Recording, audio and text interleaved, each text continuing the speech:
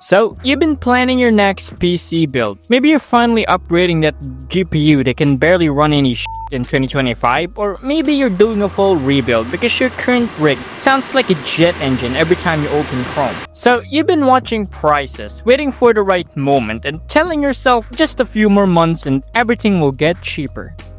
Well, about that, it's not coming. In fact, things are about to get so much worse. You look back at 2024 prices with the kind of nostalgia people usually reserve for their first car or their mortgage payments back then. The PC market is about to get absolutely demolished. Not in the fun, oh no, the GPU prices went up $50 way, but in the I might have to sell a kidney to afford the mid-range components way. And it all starts with something most people don't even think about until it's too late, which are the RAM and VRAM shortages that are already happening right now, quietly f***ing up everything in the background like a Windows update you didn't ask for. And here's the thing nobody wants to talk about. When people hear component shortages, they usually think about the GPUs because that's what we've been conditioned to panic about. From the crypto boom, the scalpers, the entire nightmare of trying to buy a 30 series cards at launch. We've all got the PTSD from refreshing Best Buy at 3 AM hoping to catch a GPU drop. But this isn't that. This is so much worse because it's not scalpers or miners or even just one component. This is a fundamental supply problem hitting memory chips. And memory chips are in literally everything. Your RAM sticks, your GPU's VRAM, your SSDs, your motherboard, probably your goddamn smart fridge if you're fancy enough to have one of those, and all of it needs these chips, and they aren't straight up enough to go around. The factories that makes these chips, mostly in South Korea and Taiwan, because of course they are already running at maximum capacity, and you can't just magic up new production lines. Building new semiconductor fab isn't like opening a coffee shop, and it takes 3 to 5 years and costs somewhere between $10 and $20 billion. You know, casual money. Meanwhile, demand is absolutely exploding, and it's not just from gamers and PC enthusiasts who wants to play Cyberpunk at max settings. It's AI data centers that needs mountains of memory for their training models. It's smartphones that somehow needs 12 gigs of RAM, now even though all you do is scroll Twitter and take pictures of your food. Also, it's cars, which apparently decided they need to be computers on wheels with touchscreen for everything, including the glove box. Also, you're not competing with gamers anymore. You're competing with Amazon, Google, Microsoft, every AI startup that just raised $1 billion in funding, and every car manufacturer trying to shove more technology into vehicles. And guess who wins that bidding war? Not you. Not even close. RAM prices have started climbing up, and if you haven't been paying attention at all, which, let's be honest, most people already probably know, but if you haven't, I couldn't blame you because, RAM is the least sexiest component to track. Then you've probably only noticed some weird shit happening lately. But, well, DDR5 was supposed to get cheaper, and that's how it always works. New memory standard launches, it's expensive as heck, early adopters pay the premium, then prices gradually come down as production scales up, and DDR4 did this, DDR3 did this, every generation of RAM has followed this pattern since the dawn of time, except DDR5 just didn't. It hit a certain price point and it said, nah, I'm good here, and in some cases, actually got more expensive. You can find DDR5 kits right now that cost more than they did 6 months ago, and that's not how technology was supposed to work. Technology is supposed to get cheaper and better, not expensive and the same. And DDR4 memories? The stuff that was dirt cheap a year ago, where you could buy 32 gigs for like $80? Yeah, that's expensive as now too, because when manufacturers looked at DDR4 and said, you know what, this isn't making us enough money anymore, let's shift production into DDR5. So now there's less DDR4 being made, even though millions of people still need it because not everyone's running the latest Intel or AMD platform. So if you're on an older system and you were thinking, oh, I'll just throw in some more RAM in there, it should be cheap. Well, surprise, it's not cheap anymore. You're getting screwed from both directions. But the RAM is honestly just the appetizer. The VRAM is where this whole situation turns into a complete show. GPUs need GDDR memory. That's the video memory sitting on your graphics card that determines whether you can actually use those fancy textures or whether you're stuck looking at PlayStation 2 graphics. The high-end stuff, which are the GDDR6X and the newer GDDR7 that's starting to roll out, comes from the exact same supply chain that's already stretched thinner than your patience waiting for GTA 6. Nvidia and AMD are both fighting over the limited supply of memory chips. And I do mean fighting. These companies have contracts and relationships with memory manufacturers, and right now, they're probably in bidding wars that would make an auction house jealous. That means GPU prices are going to stay high or get higher. Probably higher, let's be real. You thought GPU shortages during COVID was bad? Well, at least back then, it was mostly a logistics problem, combined with both crypto miners buying everything. Annoying, sure, but fundamentally, it was a distribution problem. Too many people trying to buy things, not enough things moving through the supply chain fast enough. And, well, this time is different.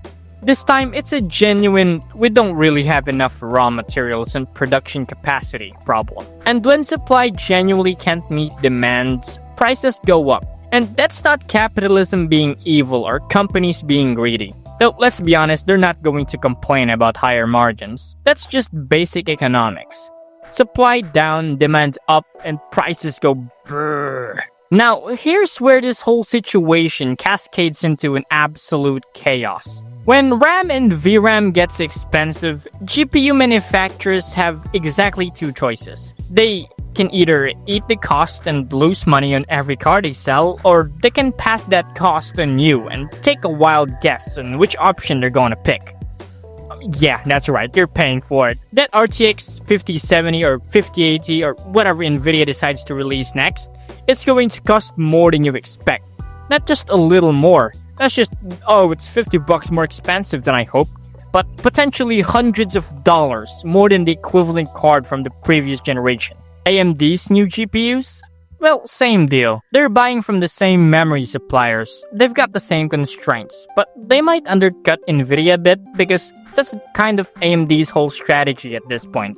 But they're not gonna take a massive loss just to win market share. And here's where it gets really fun. When GPUs are stupid expensive, people just start looking at alternatives. You know what? Maybe I don't even need GPU this year. Maybe I'll just upgrade my CPU instead. That should help with the performance, right? So everyone pivots to maybe CPU upgrades. Except CPUs are about to get more expensive too. Why is that? Well, not because of memory shortages specifically, but because general semiconductor production is strained. The fabs that make CPUs are also dealing with capacity issues. Intel's having problems with their manufacturing. TSMC is booked solid manufacturing chips for Apple, AMD, Nvidia, and everyone else. Prices across all the boards are going up. Okay, fine, you said. Forget the CPU, I'll just get a new motherboard with better features. Maybe some faster storage, cool plan. Except motherboards have memory controllers on them too. They have various chips and components that all need semiconductors. When those components gets more expensive, of course the motherboards gets expensive too. And the storage? SSDs use NAND flash memory, which is different from the DRAM in your RAM sticks, but here's the fun part. It comes from the same manufacturers using the same facility. Samsung makes both. SK Hynix makes both.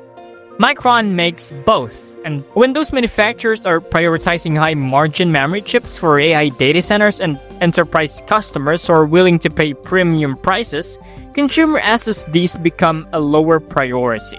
Less supply, same or higher demand, and you know where this goes, higher prices. Even your goddamn power supply has semiconductors on it. The voltage regulation, the power management, all of that requires chips. When chip prices goes up, PSU prices goes up too. Well, your case may be fine, but everything else in your build is about to get more expensive. It's like watching dominoes fall, except each domino is a $100 bill and they're all falling into a pit of fire. And here's the part that really truly sucks. This isn't just a problem that fixes itself quickly.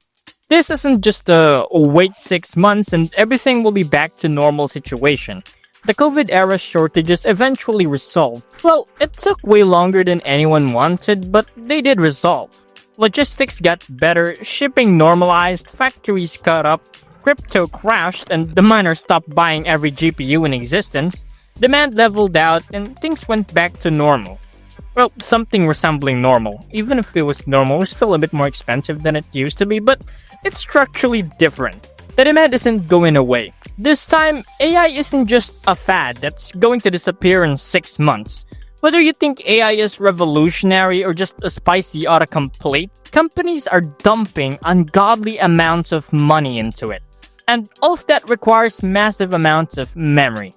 Data centers aren't just going to suddenly need less hardware, and the smartphone market isn't going out either. If anything else, phones keep demanding more memory because apparently our pocket computers need to be as powerful as gaming PCs from 5 years ago.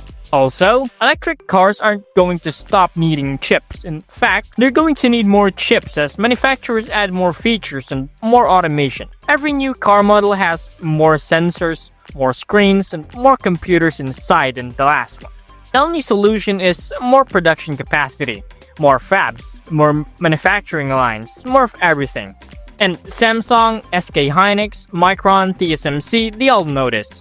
They're investing billions in new facilities, but those facilities takes years to build and get operational. Samsung's got new fabs coming online, but not until 2026 at the earliest. SK Hynix is building new production capacity, but again, we're talking years. Micron's doing the same thing. Intel's trying to get into the foundry business and manufacturing chips for other companies, but that's a long-term play that won't help you buy GPU cheap for the next month. Some industry analysts are predicting this shortage could last into 2026 or even 2027. That's not next quarter, that's not the next year, and that's potentially 3 more years of elevated prices and supply constraints. So that's 3 years of watching component prices climb while you sit with your aging PC, praying that your GPU doesn't die because replacing it would cost more than your first car. So what do you actually do about this? What's the play when you're staring down the barrel of a multi-year component shortage?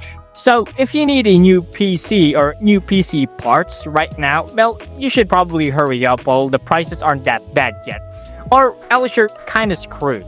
And that's just the reality. You can wait and hope prices come down, but they probably won't. Well, not anytime soon. So you can lower your expectation and build something more modest than you planned. Maybe that 4K gaming monster becomes a 1080p beast. So maybe you just go with last gen or used components, or you just accept that you're paying premium and move on with your life. But sometimes you don't have a choice. If your PC is dead, you need it for work or school or just basic life stuff, you can't wait 3 years for prices to normalize. So maybe you just have to bite the bullet. You buy what you can afford, or you just buy used components and pray that it works, and try not to think about how much money you just spent. But if your current PC is actually solid and you don't really need to upgrade yet, well, I guess this is not your problem. But if this is your problem, well, welcome to the new normal. It sucks, but at least we're all suffering together. And hey, maybe this will finally convince you that your current PC is actually fine and you don't need upgrade every 2 years. Or maybe you'll just be like me, refreshing PC part picker at 2 AM, watching prices climb, wondering if you should have bought that RAM kit when it was $150 instead of $200, and realizing that in 6 months you'll probably look back at $200 thinking, wow, what a bargain that was. God, I hate it here. Anyways, that's it. Hit like, subscribe, bye.